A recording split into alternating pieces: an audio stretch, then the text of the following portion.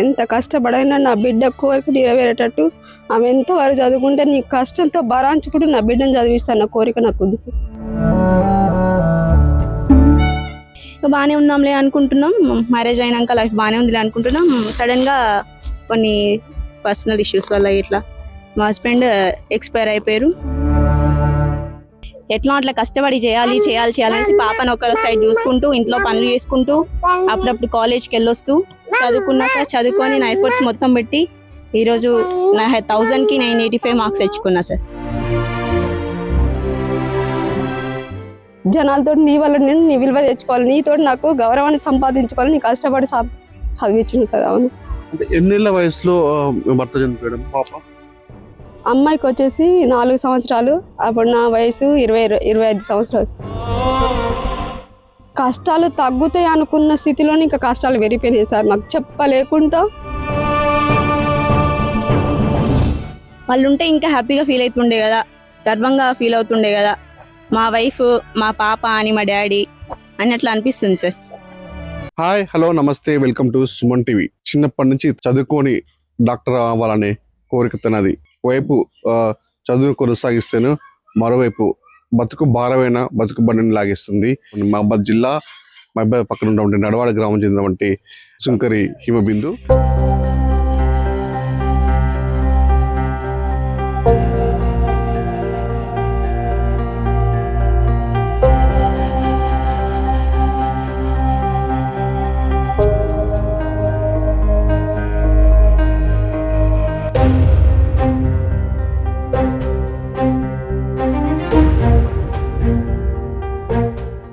చదువులో చిన్నప్పటి నుంచి రాణిస్తున్నా కూడా విధి కొద్ది వక్రీకరించి చిన్నతనం నుంచి తన తండ్రి మృతి చెందాడు.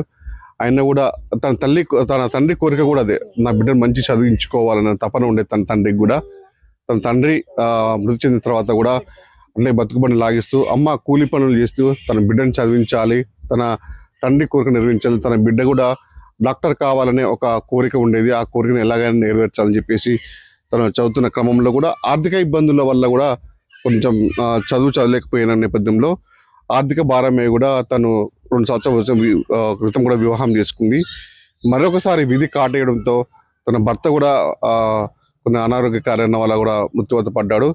ఈ బాధ భరించలేనటువంటి హిమబిందు చదువును మధ్యలో ఆపేద్దామని అనుకున్నా కూడా తన తల్లి ఉందో ఇంత కష్టమైనా నష్టమైనా కూలి పని చేసుకున్న బిడ్డ కళ నెరవేర్చాలి, తన బిడ్డని డాక్టర్ చదివించాలి అన్న ఒక పట్టుదల కృత నిశ్చయంతో చేసుకొని ఈరోజు నిన్న వెలువడినటువంటి ద్వితీయ సంవత్సరం ఇంటర్మీడియట్ పరీక్షల్లో 1000 మార్కులకు గాను 980 మార్కులు సాధించింది. నా కళ డాక్టర్ కావాలని ఉంది. ఎంత భారమైన, ఎంత నష్టమైన, ఎంత కష్టమైనా చదివి డాక్టర్ అవుతా ఉంటుంది హిమబిందు. ప్రస్తుతం మనతో మాట్లాడికి హిమబిందు ఉంది, తను అడిగి తెలుసుకుని ప్రతినిధిద్దాం. మా కంగ్రాచులేషన్స్. ఏంటి అసలు నీ భవిష్యత్తు ఏంటి, నీ గతం ఏంటి, నీ అచీవ్మెంట్ ఏంటి, నీ ఎయిమ్ ఏంటి అసలు? సార్ థ్యాంక్ యూ సార్, కంగ్రాచులేషన్స్కి. బిఫోర్ అయితే నేను ఒక హౌస్ వైఫ్ సార్. నాకు 2 years బ్యాక్ మ్యారేజ్ అయింది. 10th కూడా ఇంటర్ ఫస్ట్ ఇయర్ అయిపోయాక మ్యారేజ్ అయింది. 10th ఇంటర్ ఫస్ట్లో కూడా బాగానే చదువుతుండే. ఇంటర్ ఫస్ట్ ఇయర్ అయిపోయాక సెకండ్ ఇయర్ స్టార్టింగ్లో మ్యారేజ్ అయిపోయింది. ఎగ్జామ్స్ ఇంకా మా హస్బెండ్ వల్లనే నేను మళ్ళీ రాద్దాం అనుకున్నా, కానీ బాగానే ఉన్నాంలే అనుకుంటున్నాం, మ్యారేజ్ అయినాక లైఫ్ బాగానే ఉందిలే అనుకుంటున్నాం. సడన్గా కొన్ని పర్సనల్ ఇష్యూస్ వల్ల ఇట్లా మా హస్బెండ్ ఎక్స్పైర్ అయిపోయారు. తర్వాతకి ఇంకా మళ్ళీ నెక్స్ట్ లైఫ్ ఏంటి, నాకు ఒక పాప ఉంది, తన భవిష్యత్తు ఏంటి, మమ్మీ ఉంది నా కోసం, ఒకగానొక మమ్మీ, నాకు ఫాదర్ కూడా లేరు, నాకు సింగిల్ పేరెంట్ ఉంది, తన భవిష్యత్తు ఏంటి, తనని కూడా నేనే చూసుకోవాల్సి వస్తుంది కదా అనేసి నేను నెక్స్ట్ స్టెప్ ఏం తీసుకుందాం అనేసి ఇంక మమ్మీ కూడా నాకు ప్రోత్సహించారు. మా రిలేటివ్స్ కూడా చాలా, మా అమ్మమ్మ వాళ్ళైనా మా మామయ్య వాళ్ళైనా మా అమ్మ వాళ్ళ సైడ్ బాగా నన్ను మోటివేట్ చేసి, వద్దు నువ్వు చదువుకో, ఓకే పర్లేదు, నువ్వు మంచిగా చదువుతావు కనుక నువ్వు సెటిల్ అవుతావు, నీ కాళ్ళ మీద నువ్వు నిల్చోవాలి, ఫస్ట్ ఆడవాళ్ళు ఎవరి కాళ్ళ మీద వాళ్ళు నిల్చుంటేనే వాళ్ళ భవిష్యత్తు బాగుంటుంది అనేసి నన్ను మోటివేట్ చేయడం వల్ల నేను మళ్ళీ చదువుకోవడం స్టార్ట్ చేసిన సార్. సెకండ్ ఇయర్ వచ్చేసి నేను ఇక్కడ మళ్ళీ మన గవర్నమెంట్ కాలేజ్లో జాయిన్ అయినా, మన మహబాద్ గవర్నమెంట్ కాలేజ్లో. యాక్చువల్లీ నేను కాలేజీకి కూడా మన దీపావళి అయిపోయినాక 2-3 months ఉందన్న కానీ జాయిన్ అయ్యా సార్. ఎట్లా అట్లా కష్టపడి చేయాలనేసి పాపను ఒక సైడ్ చూసుకుంటూ ఇంట్లో పనులు చేసుకుంటూ అప్పుడప్పుడు కాలేజ్కి వెళ్ళొస్తూ చదువుకున్నా సార్. చదువుకొని నా ఎఫర్ట్స్ మొత్తం పెట్టి ఈరోజు నా 1000కి 985 మార్క్స్ తెచ్చుకున్నా సార్. నువ్వు చదువుకున్న నేపథ్యంలో కూడా మీ తండ్రి కళ కూడా నా బిడ్డ మంచి చదివించుకోవాలని చెప్పేసి అతను ద సేమ్ టైం అంటే ఈరోజు నీకు ఈ 908 మార్కులు వచ్చినాయి, మరి చెప్పుకోవడానికి గర్వపడడానికి నాన్నగారు లేరు, ఆ విషయం మీ తోడుండి వెంట అంటే 200 నీ వెంట సాగుతాడని చెప్పేసి కష్ట సుఖాలు ఉంటాడని చెప్పేసి భర్త కూడా నీకు తోడలేడు. ఇలాంటి క్రమంలో నీకు ఆ వచ్చిన మార్కులు సంతోషం ఎట్లా అనిపిస్తుందమ్మా? ఎట్లొచ్చు వన్ సైడ్ నా ఎఫర్ట్స్కి నేను పెట్టిన శ్రమకి ఎఫర్ట్స్కి రిజల్ట్ వచ్చినందుకు హ్యాపీగానే ఉంది. కానీ సార్ వాళ్ళు ఉంటే ఇంకా హ్యాపీగా ఫీల్ అవుతుండే కదా, గర్వంగా ఫీల్ అవుతుండే కదా, మా వైఫ్ మా పాప అని మా డాడీ అని అట్లా అనిపిస్తుంది సార్. ఇప్పుడు అమ్మ ఏమో కష్టపడి నా బిడ్డను చదివించాలి, డాక్టర్ని చేయాలని చెప్పేసి కూలినానికి వెళ్ళి నిన్ను చదివిస్తుంది. ఒకవైపు నీ ఎయిమ్స్ ఉన్నాయి, మరోవైపు పాలు తాగి పసిపాప ఉంది. ఎట్లా చూస్తుంది ఇవంతా? ఇప్పటి వరకు అయితే మేనేజ్ చేస్తూ వచ్చా సార్, అవన్నిటి ఉన్నాయని మైండ్లో పెట్టుకొని కూడా ఎట్లానో అట్లా మేనేజ్ చేస్తూ వచ్చిన. నెక్స్ట్ ఎట్లా మేనేజ్ చేయాలి, ఒకవేళ నేను ఇప్పుడు మన బ్యాచిలర్ డిగ్రీస్ చేయాలన్నా కూడా తన పాపను వదిలేసిపోవాల్సి వస్తుంది, నేను ఇంటి దగ్గర ఉండి చదువుకోలేను. అదే డౌట్ఫుల్ ఉంది సార్. నాకు ఇక నా లైఫ్ నెక్స్ట్ ఏంటి ఎట్లా అనేది అర్థం కావట్లేదు, నేను ఎట్లా బ్యాలెన్స్ చేయాలనేసి నేనే ఒక క్వశ్చన్ లో ఉండిపోయినా సార్. అంటే మంచిగా సాగుతుంది మన భవిష్యత్తు, నాన్న చనిపోవడం, భర్త చనిపోవడం, డాక్టర్ కావాలనే కోరికలాగే ఉంటుందా, ముందు సాగుతుందా? అమ్మ కూడా బాగా కష్టపడుతుంది కదా. కోరిక ఉంది సార్, ఏముంది డాక్టర్ కావాలి చిన్నప్పటి నుండే ఉంది నాకు అది. కానీ ఇప్పుడున్న నా పర్సనల్ సిచ్యువేషన్స్ వల్ల నాకు కావాలి, ఇప్పటికీ ఉంది సార్, చేయాలి అన్న పట్టుదల, డాక్టర్ ఎట్లా అచీవ్ కావాలన్నది ఉన్నది. కానీ ఎట్లా అనేది నాకు ఒక వే దొరకట్లేదు, నా బేస్ సరిగ్గా లేదు. ఇప్పుడు మా పాప వచ్చేసి పర్సనల్ ఫైనాన్షియల్ బేస్ సరిగ్గా లేదు, ఎట్లా అనేసి అది ఇంకా నేను ఇంకా దాని నుండి బయటికి అంటే క్లియర్ గా లేదు, నాకు క్లారిటీ అనేది లేదు దాని మీద. నెక్స్ట్ అయితే ఎంసెట్ కి చేసా సార్, నీట్ కూడా అప్లై చేసా, అటెంప్ట్ చేస్తా. నెక్స్ట్ ఒకవేళ ర్యాంక్ రాకపోతే ఎట్లా అనేది నేను ఆలోచిస్తున్నాను. ఇంకా దానికి ఏం లేదు సార్, ఇంతవరకు ఏం అనుకోలేదు.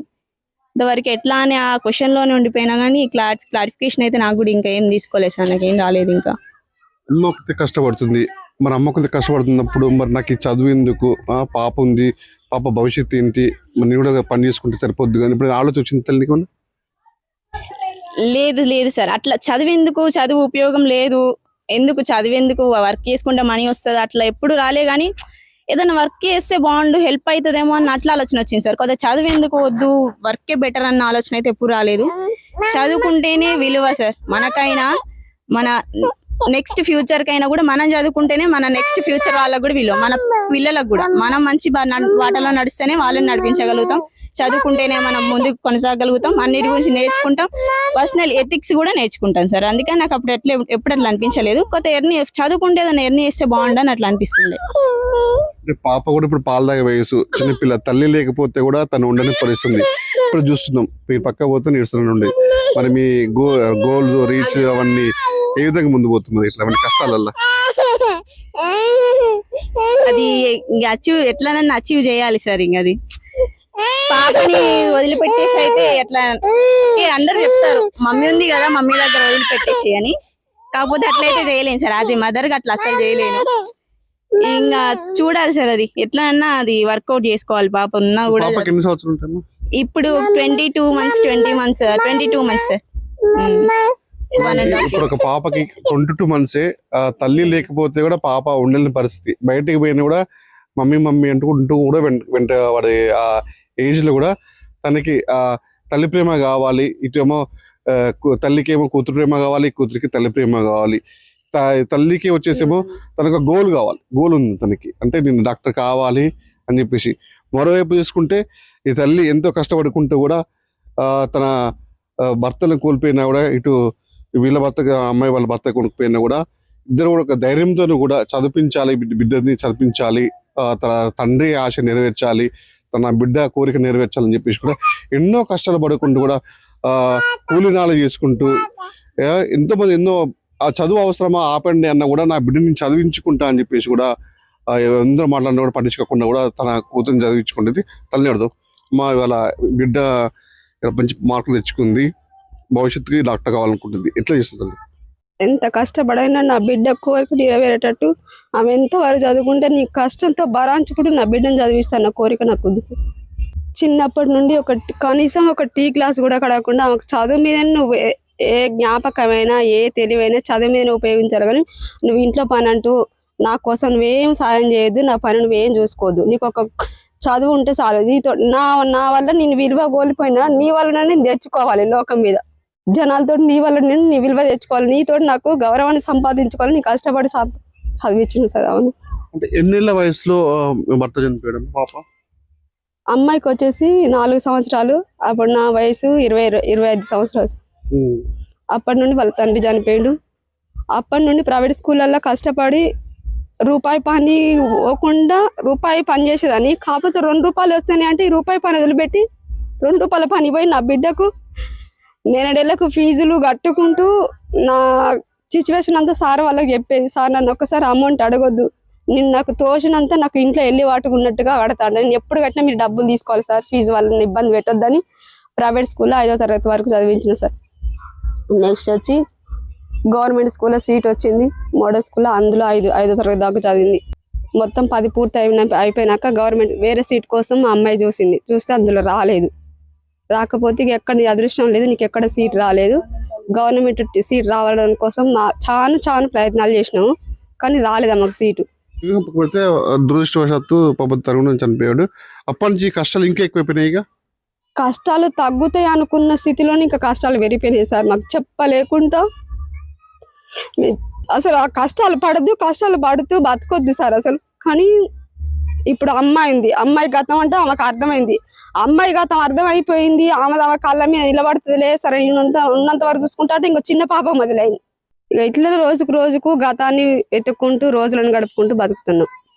ఆమె కష్టపడి డాక్టర్ అయ్యి ఆమె గోల్ తీర్చుకునేంత వరకు నేను డబ్బు పెట్టడానికి సిద్ధంగా ఉన్నా సార్. ప్రైవేట్ స్కూళ్ళల్లో కానీ గవర్నమెంట్ నుండి ఆమె అదృష్టం ఎట్లా ముందుకు కొనసాగుతా అదే విధంగా నేను కొనసాగుదామని చూస్తాను.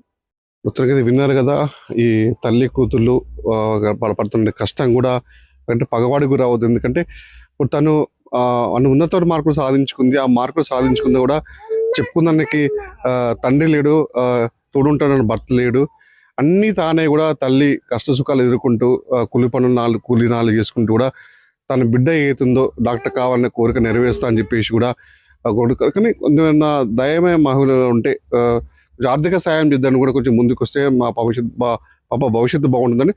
At the same time Himabindu కూడా నా పాప భవిష్యత్తు కోసం నేను కష్టపడతాను, నా ప్రాణం పోయినంత వరకు నేను కష్టపడతాను, నా బిడ్డ భవిష్యత్తు నా తల్లి భవిష్యత్తు నా చేతుల్లో ఉంది, డాక్టర్ అయి నేను నా తల్లిదండ్రుల కళ నెరవేరుస్తా అని చెప్పేసి ధీమా వ్యక్తం చేస్తుంది హిమబిందు.